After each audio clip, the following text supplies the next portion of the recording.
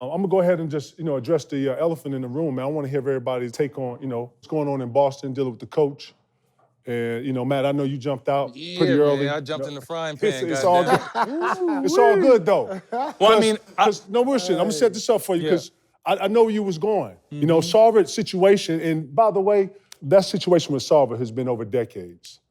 I was in the league. I've been in the league, left the league 216.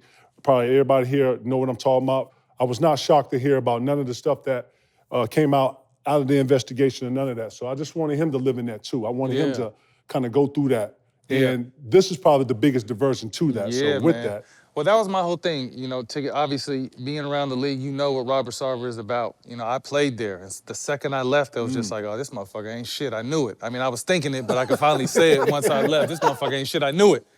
You know what I mean? So to think, and then that's kind of a reason why I jumped out on the limb for Ime. Because to me, when I first seen it, what made me jump on the limb was, damn, these motherfuckers got the same suspension? A year?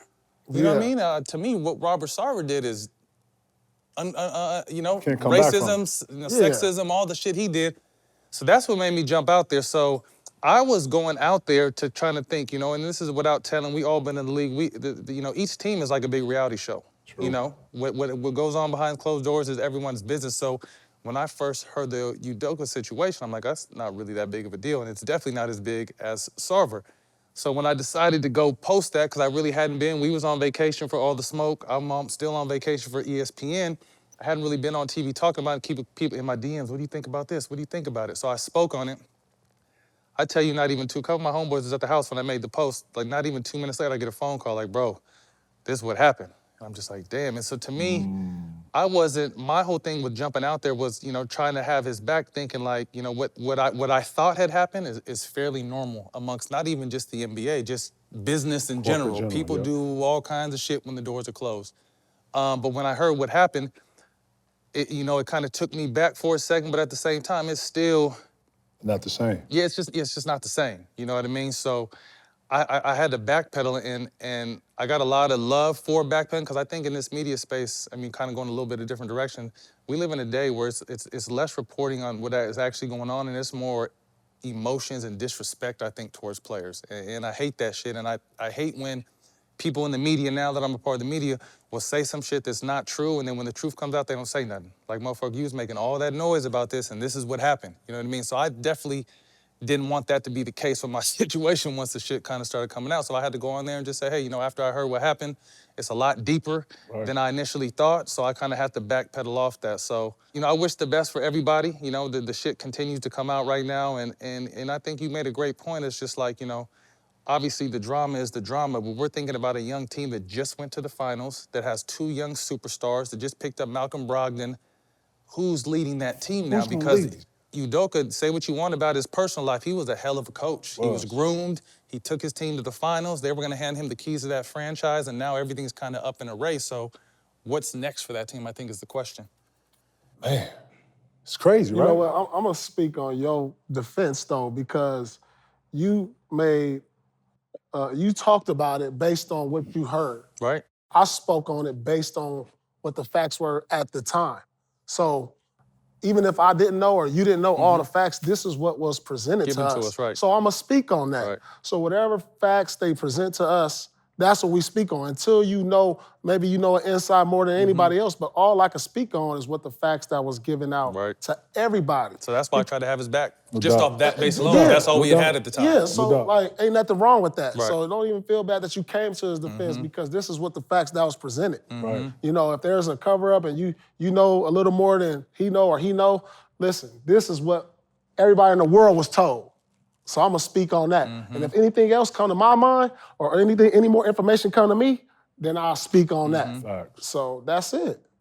Question still is here, who's gonna lead them now? Is this the time with Tatum, Jay Brown step up? This is when, the locker room gotta be, man, cohesiveness gotta be probably on 1,000 now. Like, just think about it. Yo hoorah. Yo gas. Your real leader, your general is not gonna be there for a whole year. Just think about all that promise, all that investment they took on, getting to the finals and what that year was like. Y'all been there. Man, it's hard as shit to get to the finals. And think about going home as a loser and going home on vacation, and every time you see somebody being reminded of that shit. Then you come in here to this, man. Like, man, this is when I'm telling you, dark times show true self in personnel. This is when people step up. This is when you come out and you grow wings. I think, Ticket, to answer your question, again, this is a time where, you know, the true leaders, you know, is Jason Tatum's obviously the best player. Is he that leader, or is it Marcus Smart? Is it Al Horford? To me, you got to rally behind, and then, you know, when shit happens, unfortunately, it's going to give someone else an opportunity. So there's a new young black coach there. But now it's his time. You know, I mean, you're in control of the Boston Celtics, you know, from a head coaching standpoint. So, you know, obviously what they did in the finals, you know, you could say if they didn't turn the ball over as much as they did, you know, who's to say what happened? You know what I mean? So it is what it is. But you, like you said, you go into the offseason thinking, man, we can't wait to get back to work, and then you're kind of hitting the stomach with this coaching situation. But every time they go through a low this season, this is going to get brought up. You know what I mean? They lose 2 games, 3 games, or shit. You know what I mean? So how do they mentally prepare themselves, the guys in the locker room, to be like, fuck it. Against all odds this year, we know this is the hand we is dealt. How we going to run with it? That's how you got to be, though. That's got to be the mentality. If they're going to actually be something, and, you know, the league don't give a shit. The league don't care about these excuses. It's not an excuse league, man. You got to come out here, you got to play. I actually think that when you go through something, it brings you closer together. I think the biggest thing for them, Ticket, I'm going to cut you off, is they're going to have to find out who during the games. Because, like, Marcus Smart has a strong personality, but you're not the star on this team, bro. Right. And when it comes down to that and nobody listen to the new coach, who going to have the loudest voice? Right.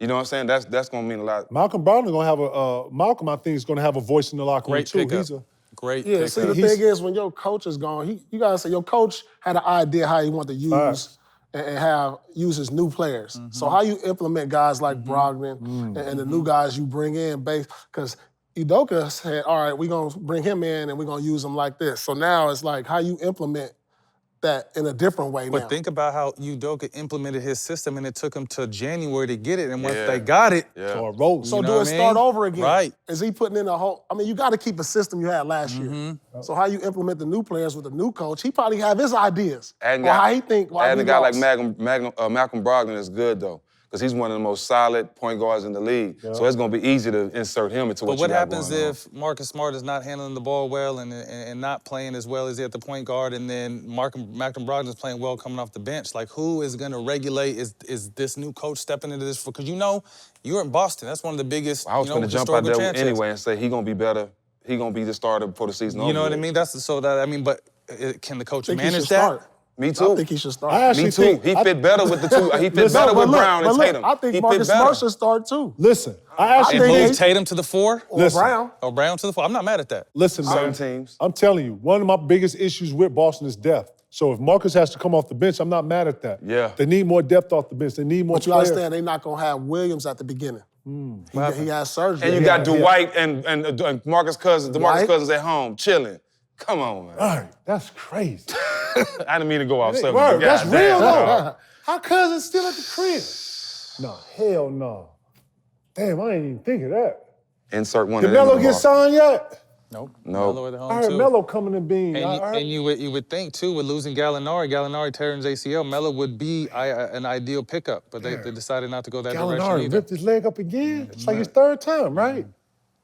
So Yeah. That's not good. He got a bag though, so he good. Ticket. well, good luck to Joe Mazzulla. Yeah. You know, Yeah, that's a hell he of you're stepping in. My bad not to cut No, you. It's go a ahead. historical franchise that both you guys play for. You know, it's the Celtics, the Lakers, and the Knicks, and you could throw the Warriors in the mix now and Chicago from the past. But there's some historical franchises, and you guys got a chance to play for. But that's a young black coach jumping in the frying pan after another, and keep it real, after another black coach just, you know, Pressure. He did got some the keys shit. to the whip, yo. He went from driving the Kia to the. Now he got the keys to the Phantom. He got the keys to a machine that got to the finals last year. Right.